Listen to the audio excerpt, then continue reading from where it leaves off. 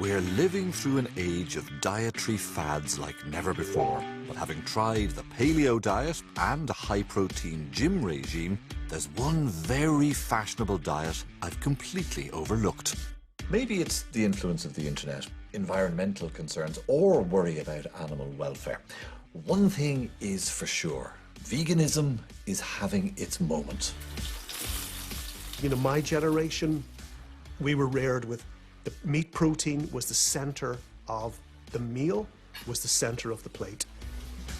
Even 10 years ago, if you decided to be vegan or vegetarian, unless you had friends and family who were doing it, it was a pretty lonely path.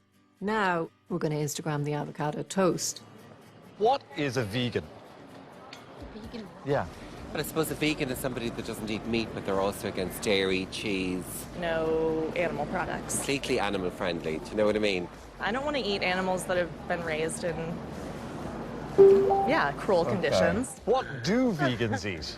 Very little. Vegetables and grains. Tofu, that's it. Yeah. Does any of it sound appealing to you? It's horrible. Do you know what I mean? You want the real stuff, do you know what I mean? I think you can cheat more when you're a vegetarian. That's it. Vegetarian's about cheating, vegan is about being think you're hardcore. purist. I'm tempted by the idea of becoming a vegetarian purist, so I'm going to go vegan for a month. Just before I go and get the advice of our dietitian, though, one last beef sandwich.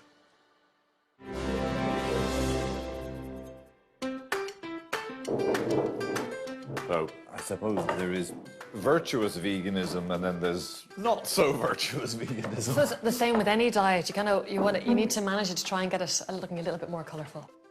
Where can it and where does it most frequently go wrong? First thing is it getting enough protein. The other thing that I see quite often is people not taking vitamin supplements to replace some of the nutrients that they need. And you absolutely do need vitamin supplements? Yeah, you do. It's very difficult to do the diet without the supplements. I mean, you can, but it takes a lot of work and a lot of planning. It would be very, very tempting to fill myself up on stodgy carbs, wouldn't it? Because it's so easy. But clearly, this is the plate that I need to be moving in. And the I mean, direction that of. looks so much more attractive as well. But I mean, sometimes these people just rely on things like pasta and bread, and they're not replacing the protein, and they're not getting all the colour from fruits and vegetables. Things like tofu and soy, are they good meat alternatives for protein replacement? Really good. And I see the other thing is they're not overly high in fibre, so, because you're going to get so much fibre naturally in the diet. And tofu is great source of calcium too. Why are these here? Are they on the list or off the list? It's up to you. But in terms of these foods, this is just to be really careful with the food labelling. You think a peanut's going to be fine, but there's actually milk in those that's used in the coating, so they're not vegan. And then these, ironically, are barbecue Texas crisps, and they are vegan.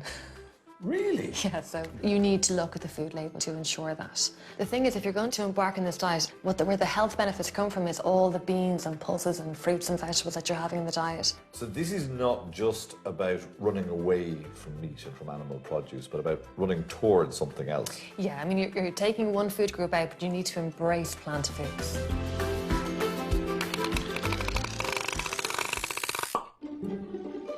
Avian's told me to take a vitamin supplement. I've decided it's going to be much more interesting, though, to not take one and see what happens to my body, because most people starting on a vegan diet don't take one, and there's lots of vegan websites saying it's not necessary.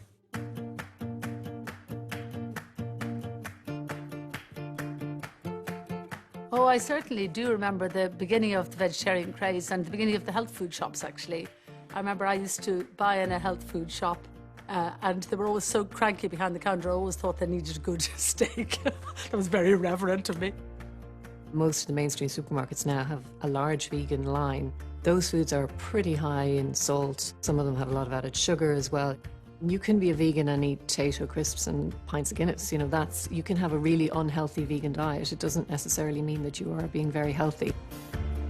Attractive though a diet of crisps and Guinness sounds, I realise quickly that I'm going to have to shop very differently. Orla, how are you? I'm good, how are you? Lovely to meet you. Now, you're going to take me by the hand and tell me what and what not to do. How many of your new converts to veganism come straight in and make for the treats? Well, definitely a good few, but you'd be surprised. I think what most people know to do now is to get their fruits and veg first, and then when they're kind of hemming and hawing, and they know they're going to want something at the end of the night. They'll pick up one or two of the treats. There was a lot of surprising things here. Like, I mean, cola bottle. They taste even better than normal jellies. You know, they have a really nice bite to them. They don't kind of get stuck in your teeth. They're really, really good. I love them. Tell me, why are people, to your mind, turning to it? Is it for health? Is it for environmental reasons? Or is it because of their animal welfare concerns? Personally, I think it's a mix of everything. Health is always going to be a very, very big one because people care about themselves a lot and they want their health to be big. If they hear that veganism is going to help their health, they're going to go for it. If you've never tried any nutritional yeast, this is probably the best thing you can get. Nutritional yeast? Nutritional yeast. So it's got this nutty, cheesy flavor to it, but it's basically known as vegan crack. That's how good it is. I'd be nowhere without this. This goes on everything. It tastes like cheese. It's so good. It's so tasty. But the vitamin profile is crazy. You know, it has vitamin B6, biotin, iron, loads of folic acid. Honestly, I nearly have to rein in how much I take of this because I love it so much. But it's such a sought-after product. Are you vegan yourself? So I feel like if I called myself vegan, a lot of vegans would get mad.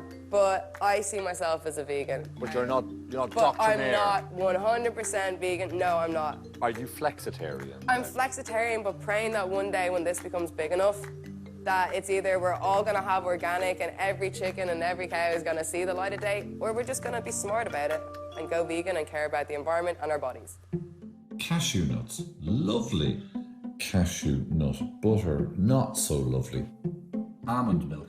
There's 7 times less protein in that than there is in cow's milk, so I've had to reorganize the entire kitchen now. Chia seeds, linseed, mystery protein powders, and enough nuts to sink a gunship in order to get in all of that lost protein. And the yeast flakes, I know it's supposed to be vegan crack, but I'm not having a whole lot of crack with it, to be honest. Even though vegetables are always nutritious, making them an appetizing centerpiece of dinner is a challenge. Chefs especially will talk about how they hate vegans, you know, because how dare somebody come into their restaurant and ask them to give up the things that make food delicious. On Monday night, you'd have boiled potatoes, and then Tuesday night, you'd have boiled carrots, and on Wednesday night, you'd have boiled cabbage. We've got to get over the Irish idea that what you do with vegetables is boil them. One notable sign of the popularity of veganism is a new weekly walking tour of Dublin establishments serving vegan fare. Needing to feel the love for veggie dishes, myself and 2 omnivore volunteers tag along. Hi, everybody. Thank you so much for coming. Hi, my name is Philip. I'm vegan for 9 days.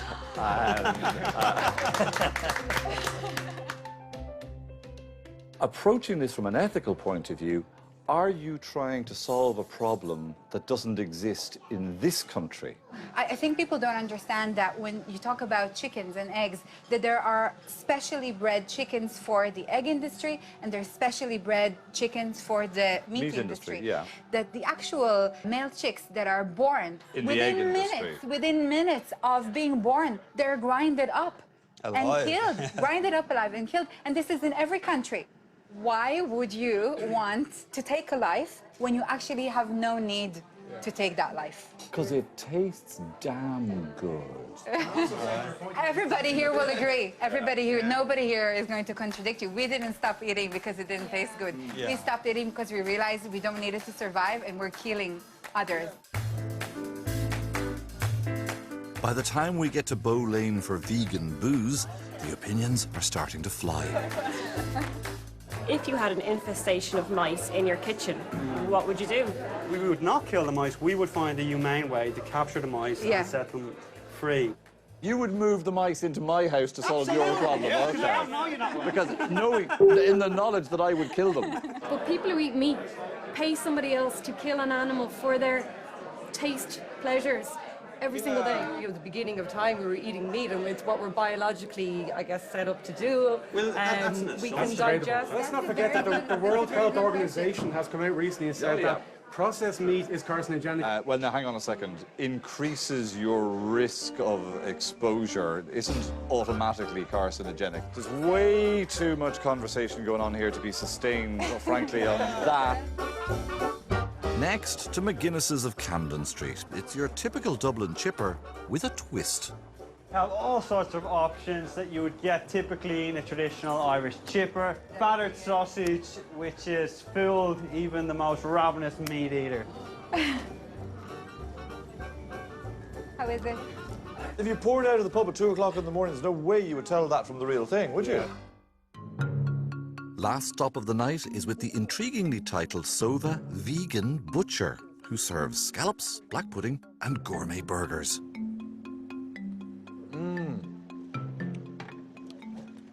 That's the thing I've been missing as a vegan, is a meaty texture. The black pudding, that tastes better than an awful lot of actual black puddings on supermarket shelves. So at the end of our vegan binge, what's the verdict from the omnivores? Did you wobble or waver at any point, or are you still a convinced carnivore? I don't think I have wobbles. Being around vegans makes me feel bad. But I can go home and I will have a steak. I just enjoy my lifestyle at the moment, and I think it's really, really restrictive. So is it the way of the future? Because they're all absolutely convinced that it is. It kind of smacks of Western indulgence in some ways to me. It's like we have so much choice. Really? It's definitely a fashion that's on the rise. Whether it will fall again remains to be seen. You're a tough audience, you pair. 2 weeks in, and I have not had a single meat craving until now. I just made the kids sausages for their tea, and I've had to leave the room and come and sit somewhere else, because if I was to go back in there right now, I think I'd probably actually fight them for a bit of sausage. Having tasted some top-notch vegan dishes earlier, the challenge remains. How do you cook them? Hilary has a few tips. Right from day one, I'm afraid, none of these things were going to be acceptable to my palate. No, I'd be the same there now. Really, you don't want to be replacing your meat with meat substitutes. Do you know what? Even though we're talking about meat replacement and dairy replacement, they're very similar. They're made up of very similar ingredients when you actually break it down. In the two of them is your soy protein, and then you'd also have some kind of a gum. So in this case, it's a xanthan gum, and then some kind of a fat. So in this case, we've got coconut oil, and then you'd have your flavoring. So maybe for your cheese, you'd have artificial parmesan, or for your meat replacement, then you'd have your meaty flavor. So I would like, please, a plant-based, non-mock meat alternative. So here I have for you some jackfruit, which has a very similar texture to the likes of your pulled pork or something like that. Very sweet. It is quite sweet. It's kind of almost pineapple-y maybe in texture. And we're going to make an Asian flavoured bao with this one. What is a bao? Bao is basically just a steamed rice bun. To the jackfruit, Hilary adds soy sauce, rice wine vinegar, 5-spice, chili flakes, and hoisin sauce.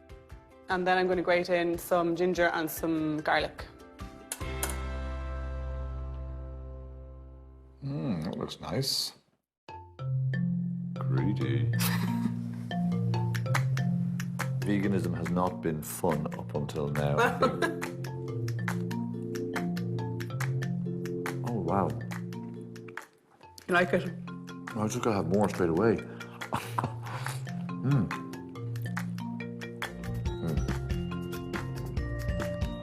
Really nice. Coming up, facing some carnivore realities, and Aveen gives me the lowdown on what's happened to my body during a month of vegan eating. I actually felt like I was doing my health serious damage. What distinguishes veganism from most other merely plant-based diets is its concern for animal welfare, something which is extending beyond the vegan community now. And while beef isn't intensively reared in this country, two other very popular meats, chicken and pork, mostly are. You know, the more you write about food, the more you look at food, the more you find out about how meat is being produced, the less I want to eat factory farmed meat. I need guarantees about where my meats and proteins come from. I'm not prepared to eat meat that has suffered for my dinner, actually, and I feel very strongly about that. The danger is that it's become industrialized, and that's the challenge. The core vegan message is that meat is murder, and at the Vegan Information Project's weekly Temple Bar stall, virtual reality goggles are used to give an immersive view of factory farming in the UK and Europe. It's a short film, and you're in the position of a pig who is in a crate, and then there's a slaughter scene towards the end. Okay.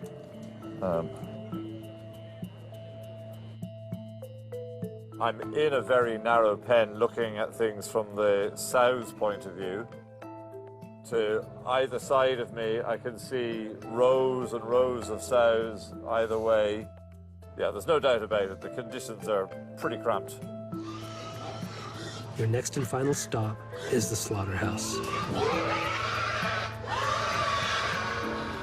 I'd say it's a very, very effective technique for making you think. Typically, what reaction do most people have when they see that? Usually they're fairly shocked because, you know, it's a kind of scene that they've never really seen before. But when they see it in such a visceral way, in the sense that they can actually be there and they can look around, they can see the ceiling and that, and it gives them that real feeling of being there. And for you, what is wrong about slaughtering an animal? Well, for me, it would be a rights violation. What do we have the right to do? Do we have the right to control someone else's life from conception right through to slaughter? And the case for animal rights says we don't. Okay, I suppose my issue with that is that it's social philosophy. That's not the best way of determining how to eat. I mean, first of all, veganism is a philosophy, not a diet. It's much wider than that. It talks about food security, talks about rights. You know, it's a much broader thing. I mean, everybody in the world could be fed if the world was vegan. And has it made you think twice about eating meat? In theory, it would actually, yeah. It's very strong seeing how it's done there. It's a lot of difference when you do it with like virtual reality. Disgusting, like. Having become vegan, how many people are falling away from it because it was a faddish kind of thing, and how many are sticking with it as a lifelong choice? It tends to be the case that it doesn't really matter why people go vegan initially, but if they don't engage with the ethics fairly soon, then they might get a bit wobbly on it.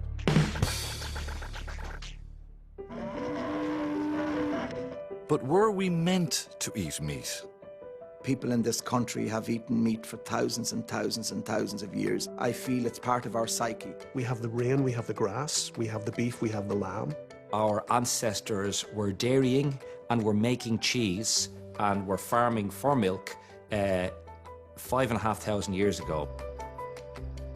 Going back earlier than 5,000 years, though, some would suggest that without claws or pronounced canine teeth, humans were designed to be plant eaters, not omnivores. To find out if this is true, I went to meet archaeologist Dr. Bill Schindler and his graduate students deep in the Wicklow Woods. Has Homo sapiens, like mankind, always been a meat eater? Homo sapiens, sure. The earliest evidence of our ancestors eating meat is almost 3.5 million years old. Wow. Okay, so we have always been at this. Yeah, always, as long as we've been on this planet. At first, we humans were just scavengers, but then we discovered tools. And that's game-changing, completely. And when that happens, and that happens around 2 million years ago, we see the biggest transformation in our bodies at that time. Our brains grow exponentially, and just as importantly, our body size grows, and females become about the same size as males. So what were the first tools then beyond fingers and teeth that we used? Okay, so the very first tool first appears around 3.5 million years ago. And it's a very basic technology where you take two rocks, and I'm going to use this to strike off a flake. And look at that edge. That edge is, careful, that edge is razor sharp. And in certain rocks, like obsidian, it's 300 times sharper than a scalpel. My God. You know what? It's so sharp, you could shave with that.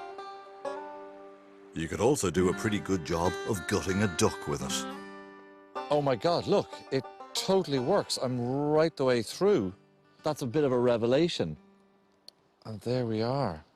I can't believe how easy that is, Bill. Now, this is the kind of food that we're after. This is the Yeah. most nutrient-dense part of this animal, this liver. There. Right, so there's the heart. With the muscle, it's much easier for our bodies to digest it if it's processed in some way, sliced, ground, chopped, or even cooked. The last unanswered question that remains for me, though, about veganism is it right to kill these animals just because we can, when we can get protein from so many other places? So is there something wrong with taking the life of an animal and eating half of that animal, the part that's the flesh, and the rest of it goes to waste? Certainly there's something wrong with that. And the fact that other people are doing it for us creates a whole host of other problems, like huge, concentrated animal feeding operations, and we've been insulated from that. And insulated, it's advertised, it's convenience, you don't have to worry about this. But again, there's something special about being a part of the entire process. In all of the previous times that I've guinea pig diets for this program, I've never felt like I was actually putting my health at risk. It's different. This time I can feel really significant changes going on in my body. I'm weak and I'm depressed. A mere shadow of the man I used to be 28 days earlier, I make my way back to dietitian Aveen for my post-diet checkup. Why did I feel so fatigued, frankly, so weak? I had a loss of strength on this diet. Did you take your supplements with it? No, I didn't. What I did, though, was to follow a very orthodox vegan diet that I researched online that told me I was going to get all of these nutrients. Fundamentally, there's certain nutrients, vitamin B12 or vitamin D, you're going to have to get them from a supplement basis. So what did happen to me then? The one thing that I really noticed was your calorie intake. You were having about 600 calories less a day. Now, the weight loss probably wasn't necessarily a bad thing. You needed to lose a little bit, but unfortunately, you did lose a lot of muscle. How much? You lost a good 2 kilos of muscle. 2 kilos? Are you surprised by that? To put it in a different perspective, when we go into our 30s, we get a natural loss of lean muscle mass. And over that decade, if you're not exercising that much, you can expect to lose about 3% of your muscle mass. You lost that in 1 month. Through diet in 1 month, I have done to myself what otherwise it would take 10 years of not being physically active to do. And that was purely down to not enough protein, not enough calories. You also had a loss of bone mass. Bone mass? Yeah, about 2% of your bone mass. Is that serious? Well, we don't want you losing any bone mass. You want to maintain your bone mass. Are you surprised by that? I suppose not given the way you approached the diet. For you, you didn't take your supplements, and probably we didn't, you didn't fundamentally approach this and research this to get all these nutrients in. We saw that loss. I can see where veganism makes sense. Environmentally, eating less meat, open and shut case. And the diet, if you do it properly, which isn't easy, needn't be the same as sitting on a couch for a decade. It's the ideology I don't buy. I just don't have a problem with looking after animals properly and then, when the time comes, killing and eating them. Even these guys who I love, if it came to it. It's just the kind of omnivore I am. Next week, Philip will be off to find fish as he asks why we don't eat more of the ideal natural resource. And on Wednesday, we start a new series which will help all of us to become producers of our own produce. Grow, Cook, Eat starts on Wednesday at 7:30. Next tonight, Thursday's Main Even News.